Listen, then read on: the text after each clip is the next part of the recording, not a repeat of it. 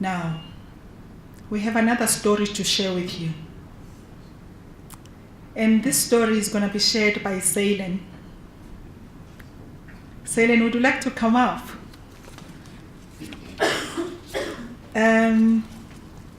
Don't be alarmed that he's standing here by himself. He has a partner who is in the room, but is also not in the room. Because of work commitments, he couldn't be here. He's traveling, he's outside the country. But he has ensured that his voice is part of the experience that is going to be shared today. And when I think of Sailen and Paul and the journey they've had together, the words that remind me of their experience are the following. That's one small step for men, one giant leap for mankind.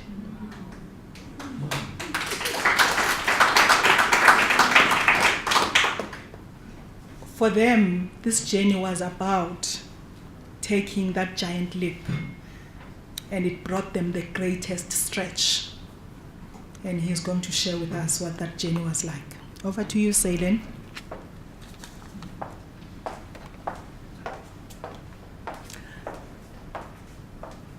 Good evening, ladies and gentlemen. My name is Thilan Naidu. I'm the principal of Klopper Park Primary School, a school on the East Rand.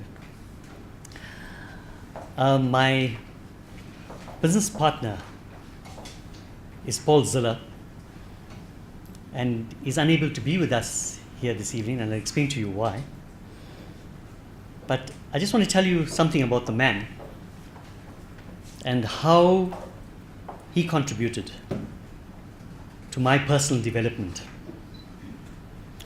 Paul is an economist by profession, and he couldn't be with us this evening because he has business commitments in the Congo. Paul is an astute thinker. He brings with him a vast array of knowledge and wisdom in the business world, and he's widely traveled. And that is what he brought into the partnership. You know, we always say as principals, we are very focused, we're in an institution. But with Paul, I was able to think out of the box. So that was really appreciated. I'm going to just present to you a video clip, where Paul talks about his journey in the Partner for Possibility. So I'll just take you through that very, very quickly.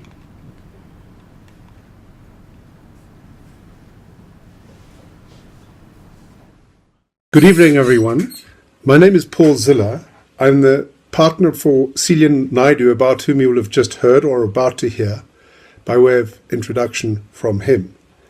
I'm sorry I can't be here with you tonight, but I will be traveling in the Congo, where I have a work assignment which I could not relinquish in favor of this celebration.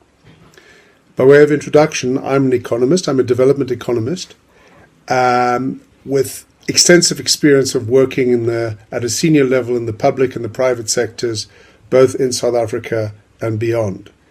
About 2 years ago, I retired from full-time work in favor of becoming an independent consultant. And I wanted to apply myself to the broad challenge of sustainable transformation in South Africa, and also to contribute directly to addressing some of the issues that we face, rather than simply stewing in my frustration and anger at what seemed to be a downward spiral in our country's development trajectory. I came across Partners for Possibility as part of a consultancy assignment, and after attending an introductory session, immediately expressed interest, and shortly thereafter met Thilan, and we signed up our partnership. It has provided me with a fantastic framework in which to apply my experience and skills as a strategist, as an organizational development person, and, as I said, to work at the coalface with a highly competent partner in an area of great priority, namely our education system, and to understand what the reality is like, what the real issues are, and, as I hoped, to make some small contribution to the challenges that my partner Celian faces in his everyday life. So within a rather long priority list, how did we focus on key priorities which we were going to address effectively? And the lens we used to identify this was, firstly, what was conducive to my skill set, what issues might I make a direct contribution to, and which were relevant to Celian. Secondly,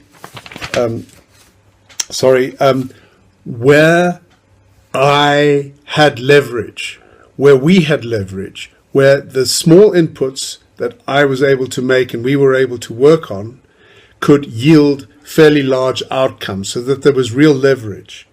And also we were interested in yielding and realizing quick wins. A year's partnership goes by very quickly. And so we wanted to see some tangible results quite soon from the work that we were doing. And the final sort of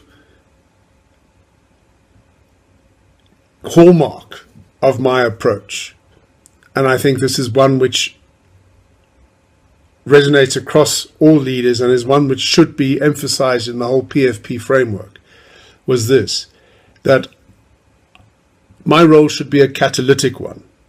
So what are the key learnings that I would take out of our partnership and I would present to the PFP community as reference points for the future? I think the first is that you will have less time for the partnership than you think at the outset. A year goes by very quickly. We are busy. Do not bite off more than you can chew. A second related point is to not make heroic assumptions about the resources, about the issues, the list of issues that I, as a business leader, and we as a partnership can deal with. We're all busy, and heroic assumptions about what we can manage and what we are able to do simply detract from the effectiveness of the partnership. The point I've made earlier is one which relates to identifying, I think, a limited number of potentially high impact issues. So the one of leverage. How best can I bring to bear my skills in relation to my particular partner and his or her skills to leverage the greatest impact? And there'll be any number of issues we can focus on. It's important that we think about it in a disciplined way as to where we can leverage biggest bang for buck, rather than dealing with a whole gamut of issues in a superficial way.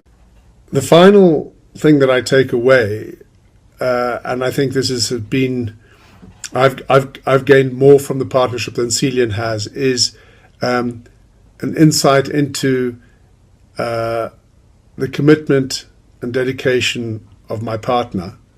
And I would hope that we have in place a friendship that will endure and a basis for partnership which certainly will go beyond the time period of our first year contract. I certainly would like to continue on this partnership on a different basis perhaps, but we will work that out, and to take this into the future as part of our friendship partnership. And I just want to say thank you to Celian and thank you to PFP for enabling this. Thank you.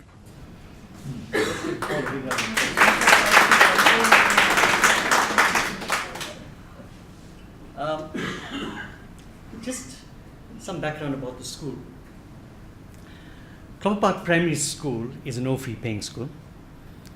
Many of our children are living in abject poverty. We have 1,117 learners from grade R to grade 7. Now, what was the challenges that we faced? Those challenges are manifested in every poverty-stricken school. The number one thing is nutrition, which is a big challenge.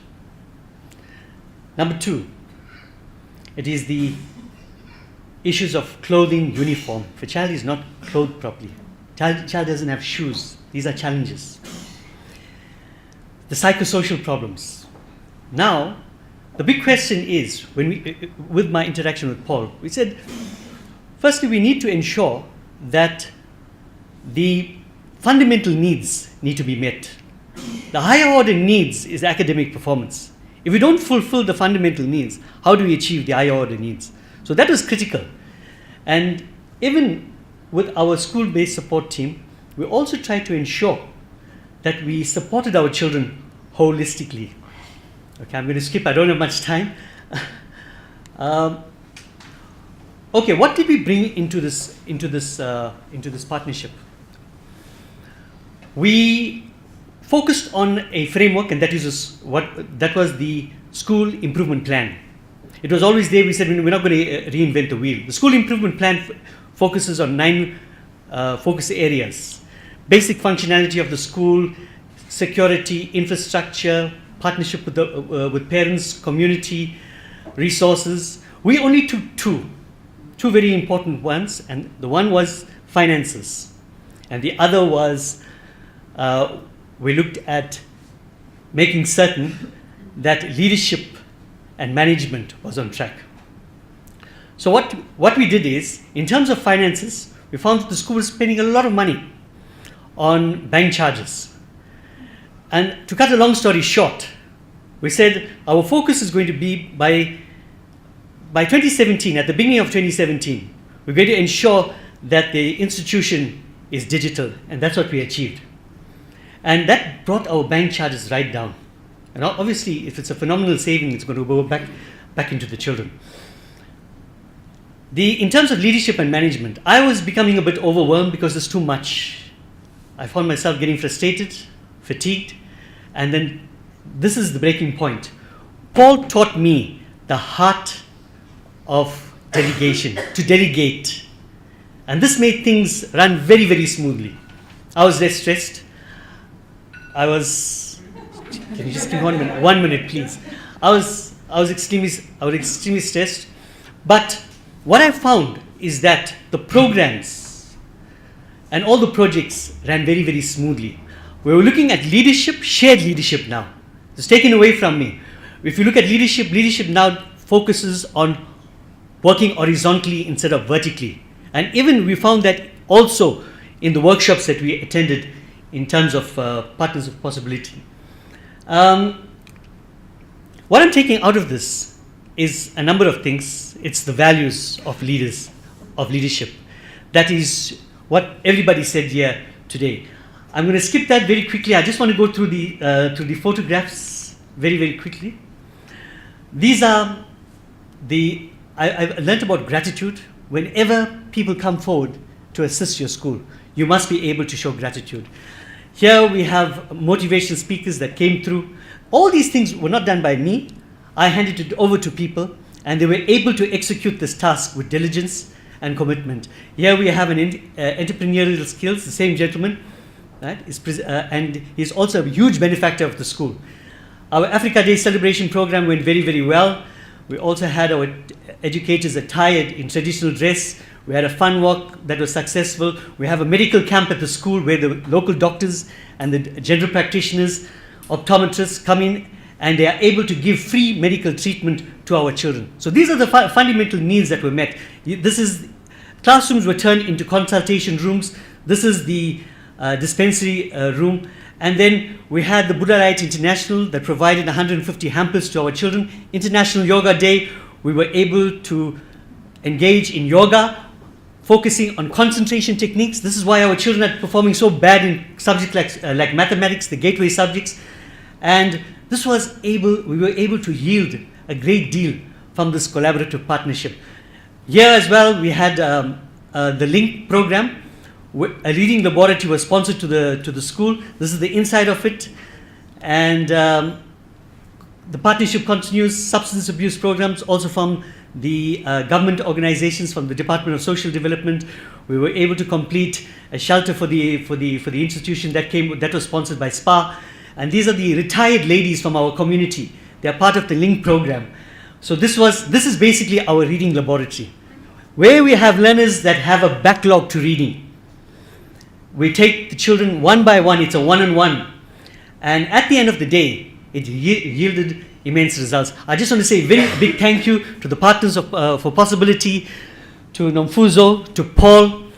Nomfuzo, thank you very much. You kept us very much grounded and focused. We really appreciated that.